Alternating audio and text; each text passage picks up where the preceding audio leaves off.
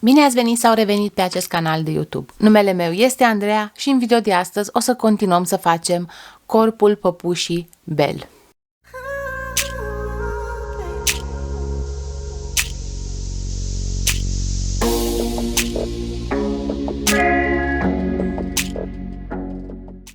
De început o să ne dăm mâinile la o parte, o să luăm piciorul unde ne-am lăsat ața netăiată și o să facem 4 ochiuri de lanț. 1, 2, 3, 4, da? 1, 2, 3, 4. Ne luăm celălalt în picior, ne-l punem unul lângă altul, da? Și ne prindem direct și facem 15 piciorușe în piciorul celălalt. Da? Deci facem de jur împrejurul piciorului, da? 1, 2 și facem tot așa până facem 15 piciorușe. Îl facem și pe al treilea, îl facem și pe al patrulea și tot așa până facem 15 piciorușe. După ce am făcut cele 15 piciorușe, am ajuns aici la partea cu ochiurile de lanț, unde trebuie să facem, în cele 4 ochiuri de lanț, trebuie să facem câte un picioruș, da? Și atunci, după astea 15, da? Vine aici, aici, aici și aici, da? Și vine 1, îl facem aici și pe al doilea, cu răbdare, da? Uite, facem și pe al doilea, îl facem aici și pe al treilea. Trebuie să luăm numai bumbul ăsta din spate, da? Că pe partea cealaltă o să facem din nou piciorușe și atunci ne trebuie tot veud pe partea cealaltă. Intră puțin mai greu, dar cu răbdare o să reușim. Am făcut 2, uite, mă chinui la al treilea, dar am reușit. Și acum îl facem și pe al patrulea. Și acum facem aici 15 piciorușe și în piciorul celălalt, da? Și facem 1, așa, 2, 3, 4, tot așa până facem 15 piciorușe. Și am ajuns la finalul rândului 1 din corp. Adică am făcut 4 ochiuri de lanț, 15 piciorușe, 4 piciorușe în ochiurile de lanț, 15 piciorușe și ne-am pus marcatorul de rânduri. Acum, la rândul 2, începem cu 11 piciorușe. Primele le facem aici, unde am avut ochiurile de lanț, da? Și facem 1, 2, 3 și îl facem și pe al patrulea aici, op, așa. Facem pe al cincelea și tot așa până terminăm cele 11 piciorușe.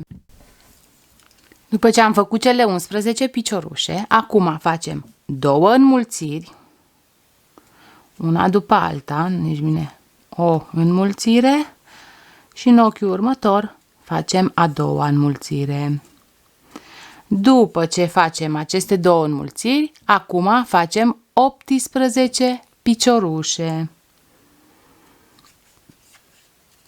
1, 2 și tot așa până terminăm cele 18 piciorușe. După cele 18 piciorușe facem din nou 2 înmulțiri și o facem aici pe prima, în următorul ochi o facem pe a doua și trebuie să încheiem rândul cu încă 5 piciorușe. La finalul rândului trebuie să avem 42 de piciorușe. Deci rândul 2 din corp îl terminăm cu 42 de piciorușe. Înainte de a merge mai departe cu croșetatul, ne îndoim sârma pentru a face picioarele să stea așa drepte. Și începem cu partea asta și o lăsăm în jos, partea asta o lăsăm în jos și aici la mijloc, da, ridicăm în sus. Ne punem să stea drepte. Ridicăm partea asta și după aia ridicăm partea asta. Bun. Acum ni le așezăm mai puțin să îndrepte o sârmă asta aici. Așa. Bun. Așa. Și acum să iau un scoci. Dacă i-aș găsi și capătul la scociul ăsta. Nu știu. Uite aici. L-am găsit destul de repede, mă. Nu mă așteptam. Și ne fixăm aici cu scoci. După ce am prins aici așa puțin cu scoci ca să nu miște, ne luăm tubul, da? Pentru cine pune tub. Pentru cine nu pune sârmă și tubul în corp, nu este treaba asta, peste treaba asta trebuie să săriți. Treaba asta nu o luați în considerare, dar eu v-am spus, eu trebuie să mi le pun pentru că ale mele sunt făcute pentru expoziție și ele trebuie să stea în picioare. Și dacă nu stau în picioare, nu e ok. Și ne dăm cu scoci de jur împrejur până sus, da? Și acum, după ce ne-am prins și tubul, trebuie să continuăm așa. De la rândul 3 și până la rândul 8, inclusiv rândul 8, trebuie să le facem cu 42 de piciorușe. În total sunt încă 6 rânduri. Ne întâlnim la rândul 9 să-l facem împreună. Spor la treabă! Dacă am terminat rândul 8, acum la rândul 9 facem în felul următor. Facem 13 piciorușe. 1, 2, 3, 4. Dacă piciorușul 13 este gata, acum facem o scădere. Ba. După care facem 18 piciorușe. Așa. Și facem 18 piciorușe, da? După ce facem cele 18 piciorușe, ne întâlnim. Am terminat cele 18 piciorușe. Acum facem o scădere din nou. Facem o scădere și încheiem rândul cu 7 piciorușe. La finalul rândului trebuie să avem 40 de piciorușe. Și mai facem încă un rând, adică rândul 10, îl facem tot cu 40 de piciorușe. Ne întâlnim la rândul 11. Dacă am terminat rândul 10, acum la rândul 11 facem în felul următor. Facem 5 piciorușe. 1, 2, 3, 4, 5 piciorușe plus o scădere. Și mai repetăm încă de 4 ori. 5 piciorușe și o scădere. După ce terminăm de făcut încă de 4 ori, ne întâlnim să facem finalul rândului. După ce am terminat scăderile, acum încheiem rândul cu 3 piciorușe, 1, 2, 3 piciorușe și ne rămân aici 2, unde facem din nou o scădere. La finalul rândului trebuie să avem 34 de piciorușe. În total, la acest rând, am avut 6 scăderi, da? Am făcut prima împreună, după care ați mai făcut 4 singure și am făcut încă una împreună. Deci, la finalul rândului trebuie să avem 34 de piciorușe. Acum, rândul 12 îl facem în felul următor. Facem 11 piciorușe, da? Opa! Facem 11 piciorușe, 2, 3 și tot așa până facem cele 11 piciorușe. După ce am terminat cele 11 piciorușe, acum facem o scădere, după care facem încă 14 piciorușe. Da? Deci continuăm cu încă 14 piciorușe. 1, 2 și tot așa până terminăm 14 piciorușe. După cele 14 piciorușe facem o scădere și încheiem rândul cu încă 5 piciorușe. 1, 2, 3, 4 și îl facem și pe al 5-lea. La finalul rândului trebuie să avem 32 de piciorușe. Înainte de a merge mai departe, trebuie să ne băgăm melană, da? Pentru că începe să se strâmteze și nu o să mai putem băga până aici jos de tot, da? Băgăm melană și după ce băgăm melană, mergem mai departe și facem rândul 13. După ce ne-am băgat melană, nu trebuie să băgăm chiar până sus momentan, dar aveam nevoie să băgăm aici în zona asta de la picioare, că dacă nu băgăm aici până să ni se îngusteze, după aia greu o să băgăm aici și o să avem goluri, știți? Acum, la rândul 13 trebuie să facem în felul următor. Facem 10 piciorușe, fiecare în ochiul lui. Facem 1, 2, 3, tot așa până facem 10 piciorușe. După ce am terminat cele 10 piciorușe, acum facem o scădere, după care facem 13 piciorușe. 1, 2, 3 și tot așa până ajungem la piciorușul 13. Acum facem din nou o scădere. Deci după ce am terminat cele 13 piciorușe, facem din nou o scădere și încheiem rândul cu încă 5 piciorușe. La finalul rândului trebuie să avem 30 de piciorușe. Dacă am terminat rândul 13, la rândul 14 facem în felul următor. Facem 3 piciorușe, 1, 2, 3 piciorușe și o scădere. Și așa continuăm tot rândul. 3 piciorușe și o scădere. La finalul rândului trebuie să avem 24 de piciorușe. După ce terminăm rândul ăsta, de la rândul 15 până la rândul 23, adică 9 rânduri, trebuie să le facem pe toate cu 24 de piciorușe. Ne întâlnim la rândul 24 să facem mai departe. Spor la treabă!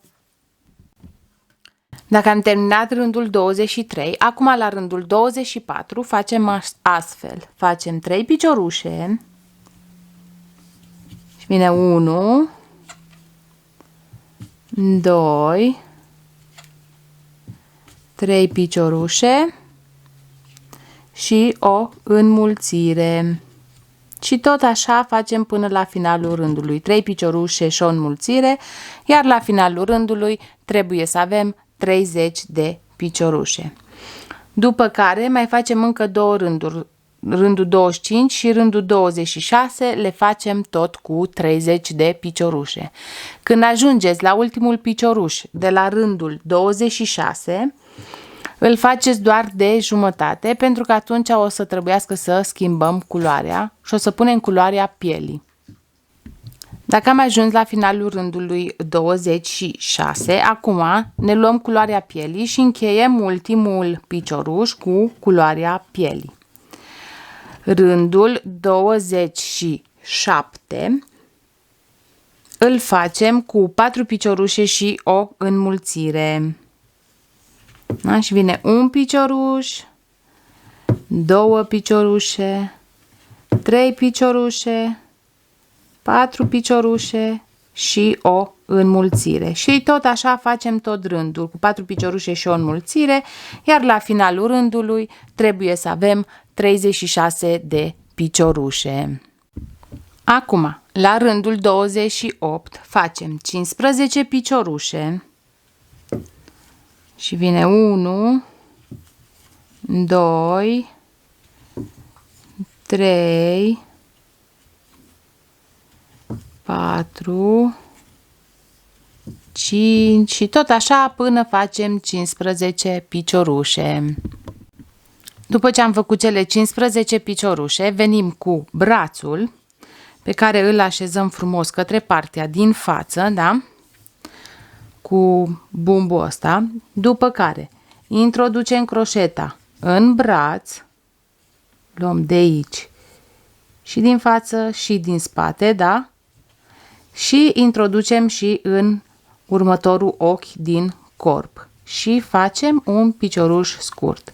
Mergem mai departe, introducem croșeta dintr-o parte într-alta în braț și în următorul picioruș din corp, în următorul ochi din corp, facem un picioruș scurt. Introducem croșeta pentru a treia oară în mână și în următorul ochi din corp și facem picioruș scurt. Da?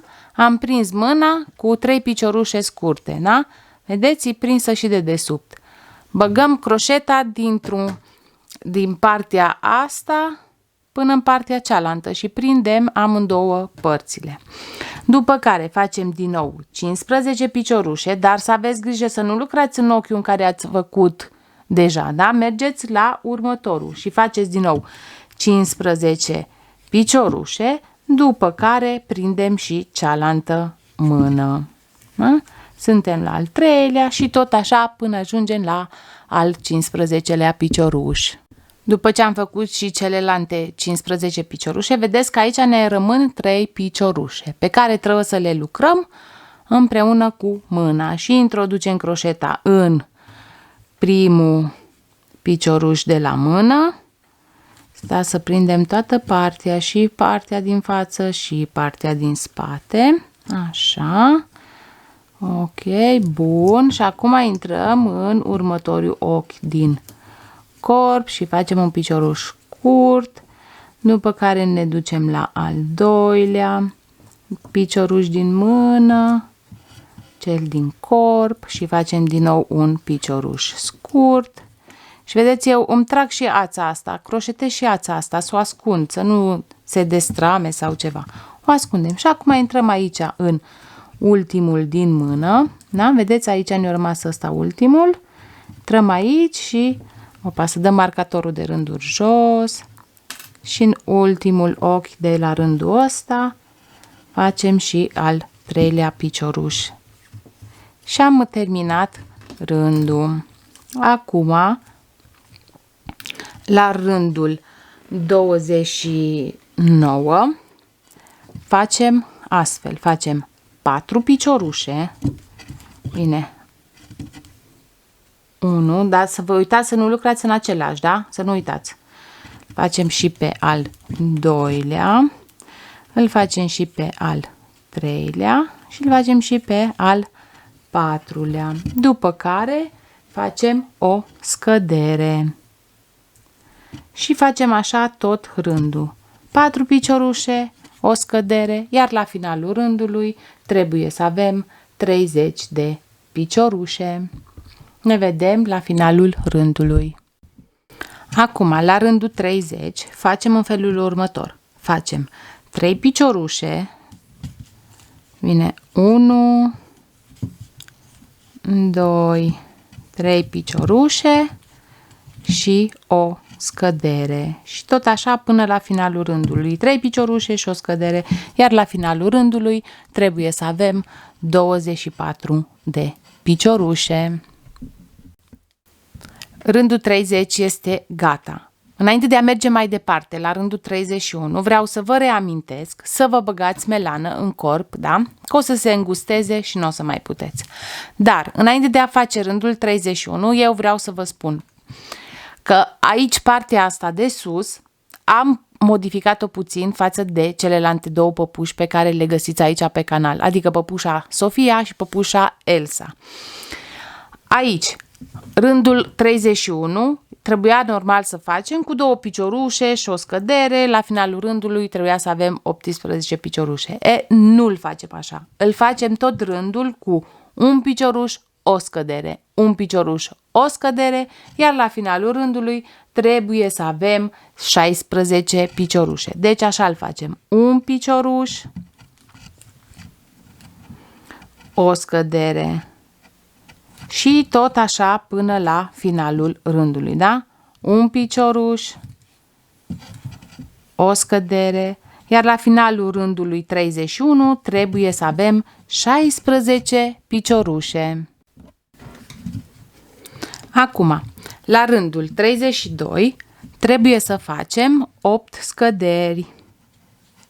Și vine prima scădere, a doua scădere, o facem și pe a treia și tot așa până la finalul rândului. La finalul rândului trebuie să avem 8 piciorușe, după care mai trebuie să facem încă 3 rânduri cu 8 piciorușe, adică rândul 33, rândul 34 și rândul 35. Ne vedem la final. Bun, dragile mele, eu am terminat rândul 35, asta înseamnă că am terminat corpul păpușii noastre. Eu mi-am tăiat ața, iar acum nu-mi rămâne decât să vă mulțumesc pentru că v-ați uitat la mine, să vă mulțumesc pentru fiecare apreciere pe care mi-ați lăsat-o pe acest canal sau pe Facebook sau fiecare mesaj în privat pe care mi l-ați trimis. Nu-mi rămâne decât să vă mulțumesc și să vă reamintesc să vă abonați la acest canal, să vă activați clopoțelul pentru a fi notificate de fiecare dată când postez, iar în video următor o să ne vedem cu păpucașii păpușii noastre. Spor la treabă, dragilor, și ne vedem în video următor. Pa, pa!